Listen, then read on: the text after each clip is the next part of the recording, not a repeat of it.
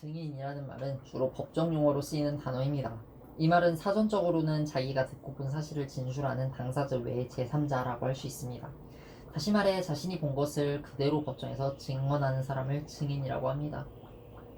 그렇다면 복음에 대하여 증인된 삶, 아니라 전도라는 것도 그리 복잡한 것만은 아닙니다. 우리에게 주어진 증인으로서의 삶에 대한 부담감은 대부분 뭔가 잘 알아야 하고 조리 있게 설명할 수 있어야 하고 지식이 있어야 한다고 생각하지만 증인이라는 단어가 그렇듯 본대로 경험한 대로 말하면 됩니다. 내가 예수 그리스도를 영접하고 영원한 생명을 얻고 교회를 다니면서 하나님의 도우심과 은혜를 받고 누리고 살고 있다면 우리는 있는 그대로를 말해야 하는 것입니다. 그런데 마치 아무것도 누리지 않고 사는 것처럼 한다면 그것은 거짓말을 하고 있는 위증입니다. 반대의 경우는 더 심각합니다. 난 정말 본 것도 누린 것도 받은 은혜도 없다고 생각한다면 구원을 받았는지를 다시 점검해 볼 필요가 있습니다. 어떤 경우라도 우리는 증인된 삶으로 조정되어야 하기 때문입니다. 모처럼 시간이 있어 대형마트에 갔다. 그런데 생각지도 않은 좋은 기회를 만나게 되었다. 아이들이 축구와 농구를 하다 보니 어찌나 양말이 잘 닳던지 늘 부족한 상황이었는데 마침 아주 질 좋은 양말을 10,000원에 10개씩 팔고 있었다. 길가에 트럭을 세워놓고 파는 양말도 개당 1,500원은 좋게 줘야 하는데 10,000원에 10개라니 웬 떡인가 싶었다. 게다가 질이 너무 좋아 10개면 될 것을 20개나 사왔다. 그러고는 집에 돌아와서 이 사람 저 사람에게 나눠주며 아주 기분 좋게 선심을 썼다. 뿐만 아니라 나는 소문까지 내주었다. 거기 한번 가봐. 정말 싸고 좋아. 다 팔리기 전에 어서 가보라니까. 아주머니들의 후한 정보력은 늘 감동적 물건을 만났을 때 발동합니다. 누가 부탁한 것도 아닌데 심한 경우 나처럼 사다가 나눠주기까지 합니다. 더 심한 경우는 자기 집 전화비를 감당하고서라도 이 집 저 집 정보를 나눠줍니다. 그렇다면 남자들의 경우는 어떨까요? 별반 다르지 않습니다. 박 과장, 당신 차 바꾸려면 무슨처럼 한번 바꿔봐. 나 이번에 바꿨는데 정말 좋더라고. 어쩌면 사람들에게는 좋은 것을 권하는 본능이 있는지도 모르겠습니다. 그런데 이상한 것은 복음에 대해서만큼은 인색하다는 것입니다. 아마도 자신이 완벽한 그리스도인처럼 살지 못하기 때문일지도 모르지만 하여튼 이유에 어찌되었던 우리는 때로 복음을 대형마트의 양말보다도 못하게 취급할 때가 많습니다. 그러나 우리가 전할 복음은 단돈 얼마의 이익을 가져다주는 그런 정보가 아닙니다. 한 사람을 죽음에서 생명으로, 인간의 도움이 아닌 하나님의 도움을 받도록 그 길을 알려주는 것입니다. 그렇다면 당연히 이것은 우리만 가져서는 안 되는 것이 아닐까요? 모두에게 이 복음을 전하기 위해서 인류의 역사를 이끌고 오신 하나님의 열심과 안타까운 심정을 한다면 우리는 맨발을 벗고서라도 이를 증거해야 할 것입니다. 한 사람이 몸이 좋지 않아 병원을 찾았다. 그런데 뜻밖의 안 좋은 결과를 받게 되었다. 그는 폐암에 걸려 있었던 것이다.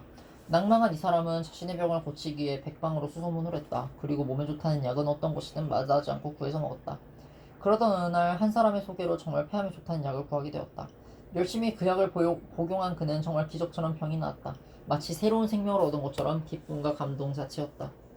자신의 건강이 얼마나 소중한지 새삼 깨달은 그는 벅찬 감격의 삶을 하루하루 살아가게 되었고 이전의 삶보다 훨씬 더 큰 감사와 기쁨의 삶을 누렸다. 어느 날 오랫동안 만나지 못했던 고등학교 동창을 만나게 되었다. 놀라운 소식은 그 친구 또한 폐암 선고를 받았다는 것이었다. 인생의 회의와 좌절을 경험하고 있는 친구를 위로해 주었지만 자신이 치유받았던 그 약만큼은 소개해주지 않았다. 그 친구가 점점 병이 깊어가는 것을 알고 있었지만 그는 그 약을 끝내 권하지 않았던 것이다. 이 이야기를 읽으면 대부분의 반응은 대략 이럴 것입니다. 에이, 말도 안 돼. 어떻게 안 알려줄 수가 있어. 정말 나쁜 사람이네.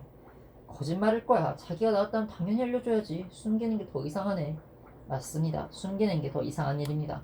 그런데 이 이상한 스토리가 우리 그리스도인들에게는 일어난다는 것입니다. 난 구원받아서 생명을 얻었는데 괴로워하고 고통당하고 있는 옆집 사람에게는 우리는 복음을 전하지 않고 있습니다. 나는 병을 치료받았고 은혜를 경험했지만 그건 나와 내 가족만의 것일 뿐입니다. 나는 암을 치료받았지만 다른 사람에게 그 치료법을 알려주지 않는다는 것은 거짓말하고 숨기는 것과 다르지 않습니다. 복음, 이것은 하나님이 인간에게 가장 주고 싶었던 가장 소중한 선물입니다. 이는 죽음을 생명으로, 지옥을 천국으로 바꾸며 이 땅에서 살 소망과 힘을 얻게 하는 놀라운 선물입니다. 또한 이 선물은 누구에게나 주어진 하나님의 사랑입니다. 그럼에도 불구하고 우리가 나만 이것을 누리고 갖기를 원한다면 우리는 거짓말쟁이요 위증하는 자들이 되는 것입니다.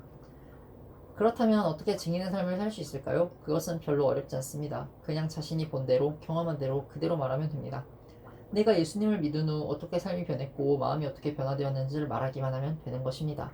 쉽게 말해 나는 죄인이어서 하나님의 도움 없이는 천국에 들어갈 수 없는 존재인데 예수 그리스도께서 십자가에 달리심으로 내가 그것을 믿고 받아들여 구원을 얻었고 그로 이제 영원한 생명을 받았다는 것, 그것을 전하기만 하면 됩니다.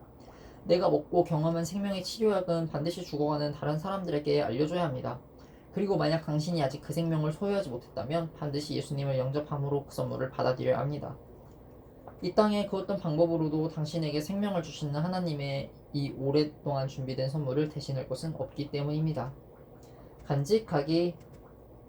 당신은 예수 그리스도를 영접한 뒤 하나님의 은혜를 누리며 살면서도 마치 그리스도인이 아닌 것처럼 생활하고 있진 않았습니까?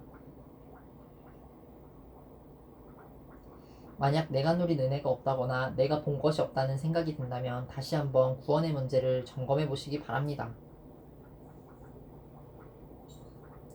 복음은 생명의 길입니다. 예수 그리스도 이외에 다른 방법으로 생명을 얻을 수 있는 길은 없습니다. 이 생명의 선물을 받으시겠습니까?